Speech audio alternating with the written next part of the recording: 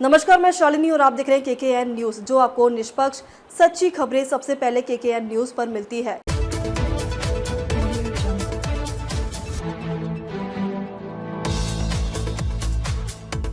आजमगढ़ में ओम प्रकाश राजभर का विवादित बयान, विपक्ष और मुस्लिम समाज पर निशाना। उत्तर प्रदेश के कैबिनेट मंत्री और सुभाषपा संविधान जन समाज पार्टी के प्रमुख ओम प्रकाश राजभर एक बार फिर अपनी विवादास्पद टिप्पणियों के कारण सुर्खियों में है। आजमगढ़ के पलहनी क्षेत्र में आयोजित एक कार्यक्रम के दौरान उन्होंने समाजवादी पार्टी, सपा बहुजन समाजवादी पार्टी, बसपा, कांग्रेस और मुस्लिम समुदाय को लेकर तीखे शब्दों में बयान दिया। इस मौके पर वह सुभाषपा के संगठन मंत्री चंद्रजीत राजभर के भाई के निधन पर शोक संवेदना व्यक्त करने पहुंचे थे, लेकिन मीडिया से बातचीत के दौरान उनका सियासी हमला साफ तौर पर दिखा। मुसलमान सपा की गुलाम राजभर का बयान। राजभर ने मुसलमानों के सपा के प्रति समर्थन पर टिप्पणी करते हुए कहा, 18% मुसलमान सपा को वोट देते हैं। अखिलेश यादव साइकिल चलाते हैं और मुसलमान साइकिल के कैरियर पर बैठता है। अब 2027 में मुसलमानों को साइकिल दीजिए, खुद कैरियर पर बैठिए, तब पता चलेगा दर्द क्या होता है। उनकी इस टिप्पणी को लेकर न केवल राजनीतिक रूप से संवेदनशील माना जा रहा है, बल्कि इससे मुस्लिम समुदाय की नाराजगी की आशंका भी जताई जा रही है। विपक्ष पर नफरत फैलाने का आरोप। राजभर ने समाजवादी पार्टी, कांग्रेस और बसपा पर आरोप लगाया है कि ये सभी पार्टियां समाज में नफरत और भ्रम फैलाने का काम करती हैं। उन्होंने कहा कि ये दल लंबे समय से वोट बैंक की राजनीति करते आए हैं, लेकिन विकास का कोई ठोस काम नहीं किया। उन्होंने पिछली सरकारों को घेरते हुए कहा, पिछली 4 सरकारों के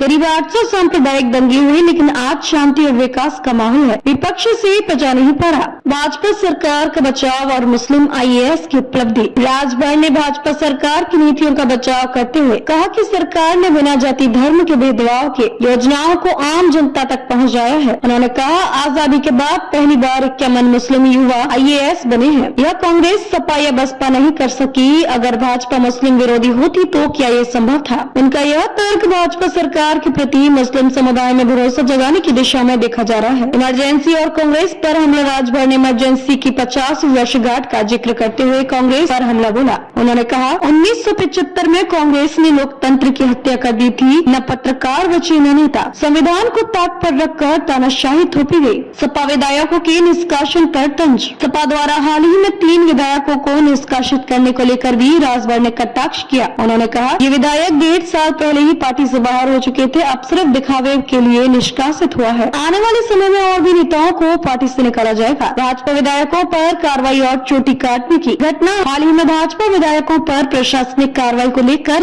उन्होंने कहा, अगर कुछ घटनाएं हुई है तो उनकी निंदा की जानी चाहिए, लेकिन कानून सभी के लिए समान है और पालन सबको करना चाहिए। इटावा में यादव कथावाचक की चोटी काटने की घटना पर उन्होंने प्रतिक्रिया देते हुए कहा, ये बेहद दुर्भाग्यपूर्ण है। FIR दर्ज हो चुकी है, कुछ गिरफ्तारियां भी हुई है, बाकी आरोपियों की तलाश जारी है। बयान का राजनीतिक असर। राजभर के इन बयानों ने आगामी विधानसभा और लोकसभा चुनावों से पहले उत्तर प्रदेश की राजनीति में एक नई बहस छोड़ दी है। विपक्षी दलों ने उनके बयानों की तीखी आलोचना की है, जबकि समर्थकों का कहना है कि वह सच बोलने का साहस रखते हैं। राजभर के इस राजनीतिक शैली को लेकर विश्लेषकों का मानना है कि वे बहुजन और पिछड़ा वर्ग को साधते हुए मुस्लिम वोट बैंक को विपक्ष से काटने की राजनीति पर काम कर रहे हैं। उत्तर प्रदेश में राजनीतिक समीकरण लगातार बदलते दिख रहे हैं और ऐसे में राजभर जैसे नेताओं की भूमिका और बयानबाजी बहुत अहम मानी जा रही है। ताज़ा खबरों के लिए केकेएन न्यूज पेज को फॉलो करें और लाइक करें और सब्सक्राइब करें। बेल आइकन दबाना न भूलें। अगर आप हमें फेसबुक, ट्विटर, इंस्टा के माध्यम से देख रहे हैं तो फॉलो, कमेंट करना न भूलें।